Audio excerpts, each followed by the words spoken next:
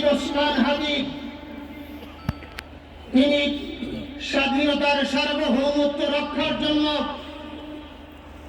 এই বাংলাদেশের 18-20 কোটি মানুষের কাছে একটি মেসেজ দিয়েছিলেন কিভাবে একটি স্বাধীনতার সার্বভৌমত্ব রক্ষা করতে হয়।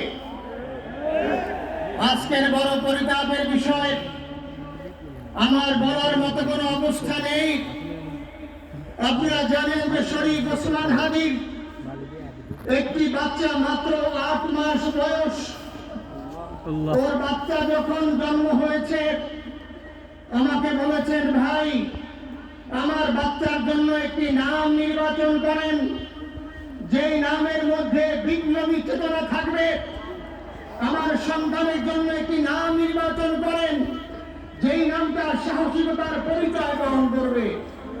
আমি অনেক যাচাই বাছাই করে ওর সন্তানের নাম দিয়েছিলাম ফিরনাস, বিপ্লবী এবং সাহসী।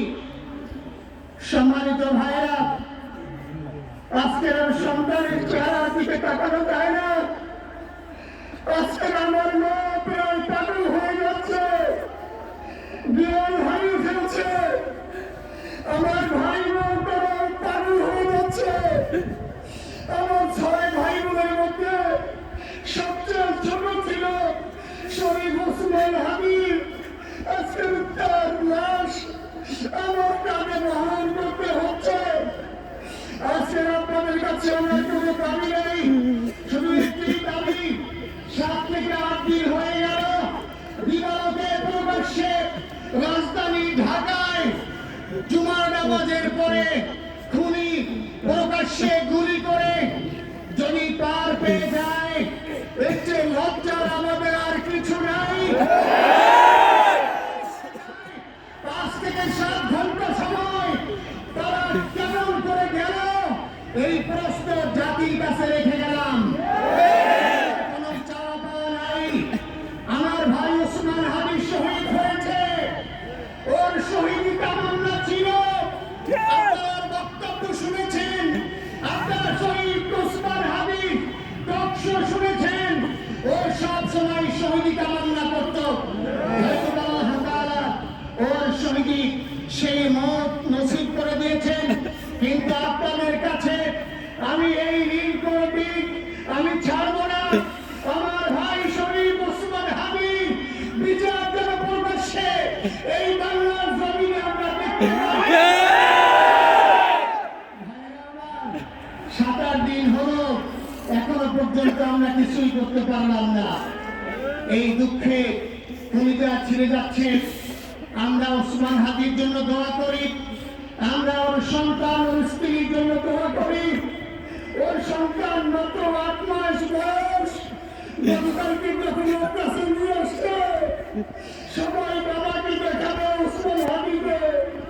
আমি বললাম কি লাভ হবে, ও তো কোনোদিন ওর বাবার চেহারা কথা বলতে পারবে না। ওর ছেলে আর কোনোদিন জানবে না যে আমার বাবা কেমন ছিল।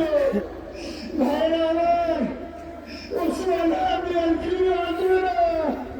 ওসমান তুমি দেখে যাও, লক্ষ লক্ষ জনতা, তৌহিদি জনতা তোমার জন্য পাগল। তুমি আমাদেরকে পাগল বানাই দিয়েছো। আল্লাহর কাছে আমরা সবাই দোয়া করি, আল্লাহ যেন আমার ভাই শহীদ ওসমান হাদিকে মেহমান হিসেবে কবুল করে। কাছে দোয়া করছি, আল্লাহ তাআলা আমরা যারা বেঁচে আছি ইমানের সাথে স্বাধীনতার সার্বভৌমত্ব রক্ষা করে তৌহিদের দ্বীপ বাংলাদেশকে যেন আমরা রক্ষা করতে পারি, সেই তৌফিক আল্লাহ তাআলা আমাদের নসিব করুন। আপনাদের সবার কাছে দোয়া চাচ্ছি। আমার মেজো ভাই ওমর ফারুক সাথে ছিল, ওর জন্য আপনারা দোয়া করবেন। আমার ছোট বোন মাসুমা একদম হয়ে গেছে, তাকে চিকিৎসা করাচ্ছি, ডাক্তারবাবু বলছে অনেক বেশি সমস্যা। আমাদের পরিবারের জন্য একটু দোয়া করবেন। আমাদের আর কোনো চাওয়া পাওয়া নাই। শহীদ ওসমান হাদি তুমি বেঁচে থাকো, আমরা ওর জন্য দোয়া করি। আল্লাহ তাআলা শহীদ ওসমান হাদিকে জান্নাতের সর্বোচ্চ মাকাম নসিব করুন। আমিন।